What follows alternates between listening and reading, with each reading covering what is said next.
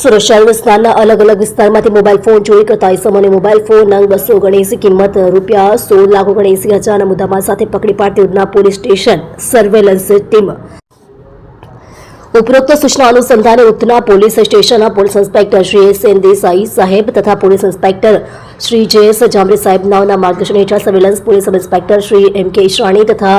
Police sub inspector Shri B K. Vaghela નાઓના નેતૃત્વમાં surveillance સ્ટાફના માણસો સાથે પેટ્રોલિંગમાં હતા તે દરમિયાન સાથેના પોલીસ કોન્સ્ટેબલ વિશાલ કુમાર રામજીભાઈ તથા પોલીસ કોન્સ્ટેબલ હૈદર અલી આલમ અલી તથા પોલીસ કોન્સ્ટેબલ રાહુલભાઈ જીવરાજભાઈ નાઓની સંયુક્ત બાતમી હકીકતના આધારે ઉધના ખત્રીનગર પાસે બ્રિજ નીચે આરોપીઓ નામે રવિ રૂમાલભાઈ રાજનટ ઉંમર વર્ષ 31 સંતો મજૂરી રહે પ્લોટ નંબર 37 સંતોષીનગર ઝુંપડપટ્ટી નવાગામ ડિંડોલી સુરત શહેર તથા સંતોષ ઉર્ફે લંગડા બાબુભાઈ ગાયકવાડ ઉંમર વર્ષ 44 સંતો મજૂરી રહે ઘર નંબર 221 સંતોષીનગર ઝુંપડપટ્ટી નવાગામ ડિંડોલી સુરત શહેરનાઓ પાસેથી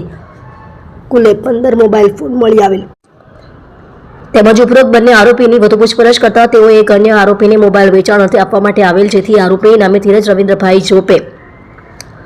ઉંમર વર્ષ 25 ધંધો નોકરી રહે plot number 58 જગદંબાનગર CR Patil road પાસે ડિંડોલી સુરત શહેરનાઓનું ઘરે જઈ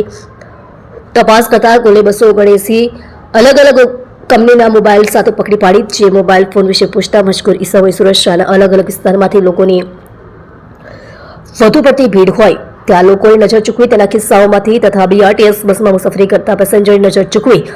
ભીડનો લાભ લઈ ચોરી કરેલ હોવાની હકીકત જણાવેલ હોય જેથી ઉપરોક્ત ઇસમોના વિરુદ્ધમાં BNSS કલમ